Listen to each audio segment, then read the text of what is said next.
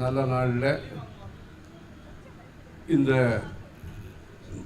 சென்னை மயிலாப்பூர் சம்ஸ்கிருத கல்லூரியினுடைய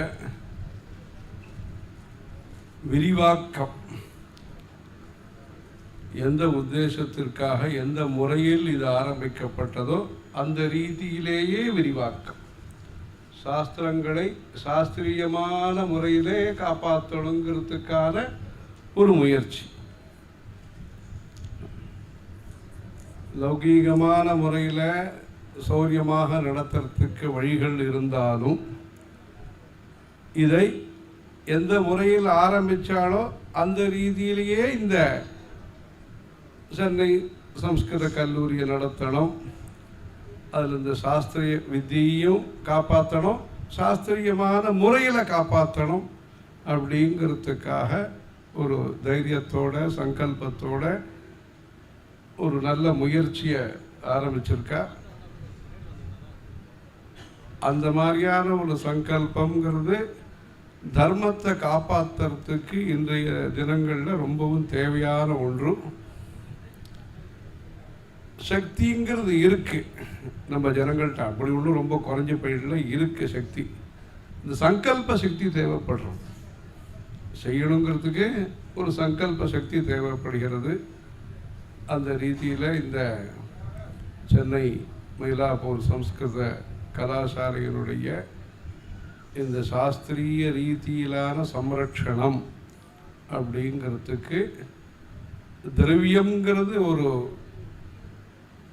குறைவாக, அது ஒரு சிரமமாக இருக்கக்கூடாது அப்படிங்கிறதுனால பல பேரும் முன் வந்து அதை சௌரியமாகவும் நடத்தணும், அந்த சாஸ்திரியமான வித்தியையும் காப்பாற்றணுங்கிறதுக்காக இந்த முயற்சியை ஆரம்பிச்சிருக்கா. அந்த மாதிரி ஒரு சமுதாயத்தில் ஒரு பல பேர் சேர்ந்து முன்னுக்கு வருதுங்கிறதே இந்த நூதனமான சூழ்நிலையிலேயும் பிராச்சீனமான சாஸ்திரங்களை நாம் காப்பாற்றுங்கிற ஒரு திருட சங்கல்பமும் சரி, அது காரிய ரூபத்தில் சாத்தியமாகுங்கிறதுக்கும் இது ஒரு சின்ன ஒரு முயற்சி. அது நல்ல பலனை கொடுக்கக்கூடிய முயற்சி, இது நல்ல விஷயம். அதனால்தான் இதுக்காக சில வருஷங்களாக காசியில் நாங்கள் இருக்கிற சமயத்துலேருந்து இதெல்லாம் பேசி அதுக்கு நிறைய பேர் அதுக்கு உற்சாகத்தையும் கொடுத்துட்டுருக்கா. அது அது பலவிதமாக தானங்கள் பலவிதம்.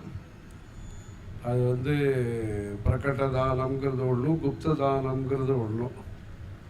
அந்த நீங்கள் சொல்லும் பொழுது இந்த நவாவரணத்தில் சொல்லும் பொழுது பிரகட்ட குப்ததர ரகசிய அதிரகசிய எல்லாம் சொல்கிறா, நிகர்பம் எல்லாம் சொல்கிறா, சம்பிரதாயங்கிற இப்படி பலவிதமாக சொல்கிறேன் அந்த உபாசனையில். அந்த மாதிரி அந்த சம்பிரதாயம்னு சொல்லும் பொழுது அது சர்வ சௌபாகியதாயகம்னு அதுக்கு அர்த்தம் சொல்கிறேன். சம்பிரதாயங்கிறது இங்கே பலவிதமான சௌகரியங்கள் மூலமாக சம்பிரதாயத்தை காப்பாற்றி சர்வ சௌபாகியத்தை ஏற்படுத்தக்கூடிய ஒரு முயற்சி. இது ஒரு நல்ல முயற்சி.